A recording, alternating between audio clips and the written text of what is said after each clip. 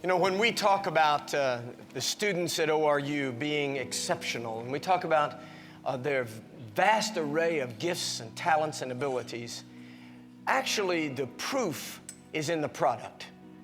We're with one of our prize alumni, somebody that we are awfully proud of. This is Pulitzer Prize nominee Clifton Taulbert. Thank you for being with us so much. Thank you.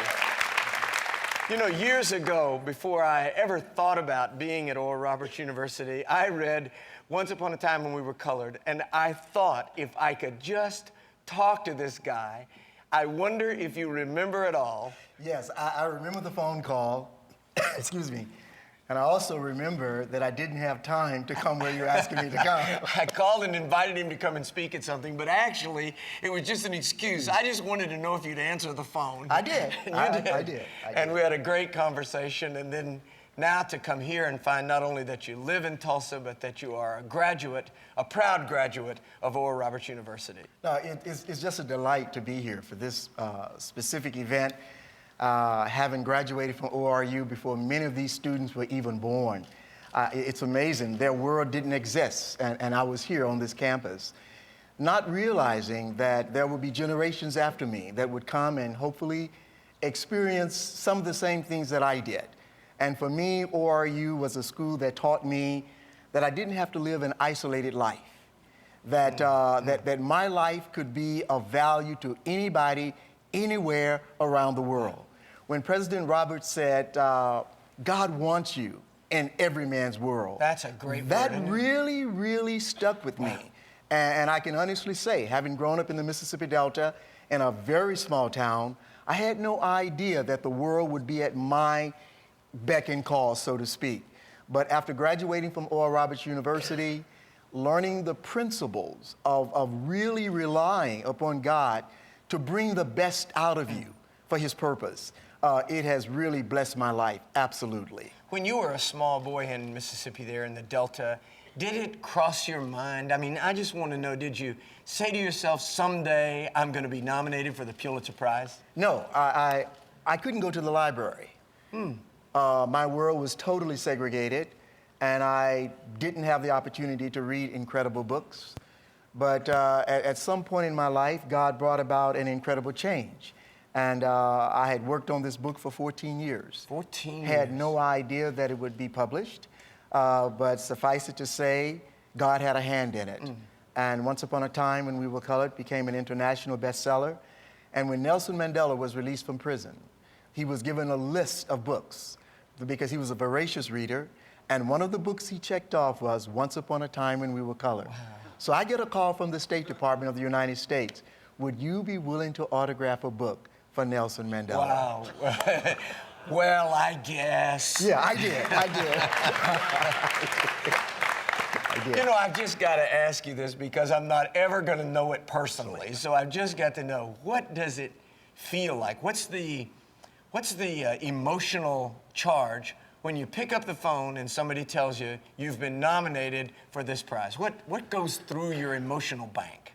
You know, I think it's somewhat akin to when our first son was born, because when you're right, you're never quite sure what's going to happen to it. And you certainly have no idea that it's going to be a success and literally hurl you into the world of writing. That wasn't even on my mind. And when I got that call, I think I was stunned for days. Just to be nominated in that group of men and women who write and bring incredible literature to the world, and to think that this kid, and surprisingly, I wrote most of it. I wrote most of it in my last 2 years at Oral Roberts University. Wow. I had a brown box that I kept under my bed. You know how small those beds are at the school, but I pushed it under that bed, and when no one would be looking and bothering me, I would pull it out and I would write, because I really believed that I could go into every man's world. I really believe that. And you really have. You're truly what might be called a Renaissance man in many ways. Not just the writing. I mean, you might say, well, this is a literary guy, but you're also a leadership guru. You're a consultant. You're in a lot of people's world. You know, I rushed in today. I had just left Washington. I was in Baltimore yesterday lecturing at Johns Hopkins University. and getting ready to go to Portland, Oregon for a major international conference. And I can say, I look back at my life and I realize that the lessons of Christ to not only love yourself, but to love those around you with an incredible authenticity, that those things will literally lift you into places that you could hardly imagine or dream. And because I know that, I am well aware that my footing is based upon the promises of God. And I try my very best never to forget that, yes, I may have been at Johns Hopkins. I teach at Harvard at the Graduate School of Education. I have lectured at the Air Force Academy. None of those things matter when I think of what really, truly matters is this. None of it would have happened had it not been for Christ in my life. Praise God. That's wonderful. That is truly wonderful. You know what it makes me think every time I meet, we have alumni in medicine and in law and in business and leadership in the ministry. And then when I talk to somebody like you, it always makes me think, who are these guys? Who are these kids? You know, when I'm talking to some kid in the prayer garden or at the front of the chapel, or they're pouring their heart out to me, you know, some horrible, tragic story, my girlfriend just broke up with me, you know, and I always think to myself, I don't even know who I'm talking to here.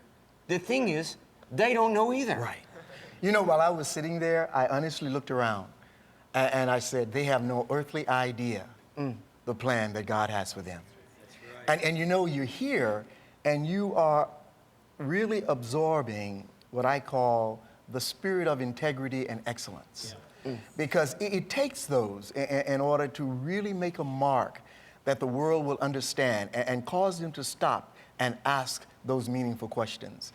And to bring Jesus into your life in a very real way and meaningful way, it becomes like a resource, a ever-bubbling spring inside of you that has place no matter where you are. I mean, I'm working at the FBI headquarters in Washington, D.C. I'm standing up and I'm lecturing. I'm talking about leadership. But I realize that that reason to be there and the conversation that I'm holding is a conversation that God has allowed me to understand.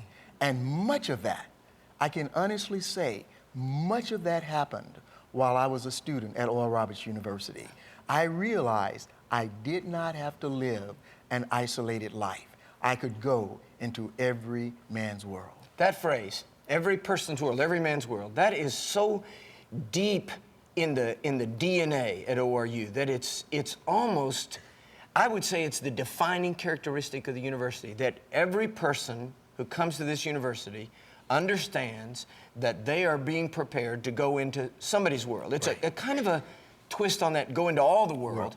Oral said, yes, but everybody has a world. Right. There's a medicine world, there's a law world, there's a business world.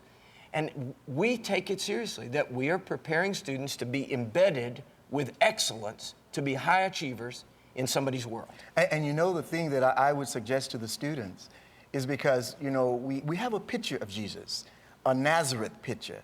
But I can honestly tell you that this God that we serve, he has a Brooks Brothers suit that you've never seen yet.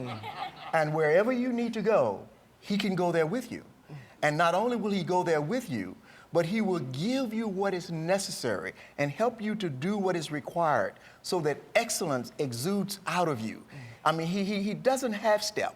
I mean, he demands the best. And that is what I picked up at Oral Roberts University. God is demanding our very best, because when we go into another person's world, I don't want to go into that world half-stepping. Right. I don't want to go into that world not prepared.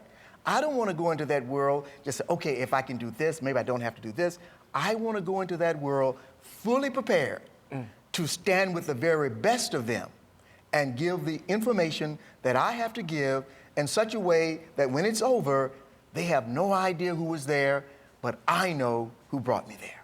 You know, maybe, do you think that could be what Paul was hinting at when he talked about, I've learned how to be abased, I've also learned how to abound, that I can go into any state, and I know how to be the best I can be in whatever state I'm in? Absolutely. You know, it was a month ago. I was at, I won't give the name, but it was a military base, a naval base, and I was working with a number of admirals. And I had spent a practical whole day on leadership and followership because I understand that from the perspective of God. You can't talk about leadership without talking about followership. Because if no one is following you, you've just been walking. So you really have to understand how these two relate. So in giving that conversation and going through that, all of a sudden, I had this, I guess, this impromptu thing to do I had never done before. I put an empty box in front of a couple of people there, and on one of the boxes, the word was written, nurturing attitude. And as I walked to, I said, let's open the box. And I said, what's in the box? And the guy said, well, there's nothing in it. And I said, and there will never be anything in it unless you put it there. I had never done that before. And all of a sudden, the whole environment changed. And it gave me an opportunity to talk about, in that setting, what I really, truly understand, our innate capacity to build community and to build a place for others to discover themselves. That small boy from the Mississippi Delta, growing up in a segregated world, unable even to go to the public library, who winds up lecturing admirals on servant leadership because of a journey that took him right straight through Oral Roberts University. Most definitely. Clifton, thank you so very much. My pleasure, sir. Thank you very much.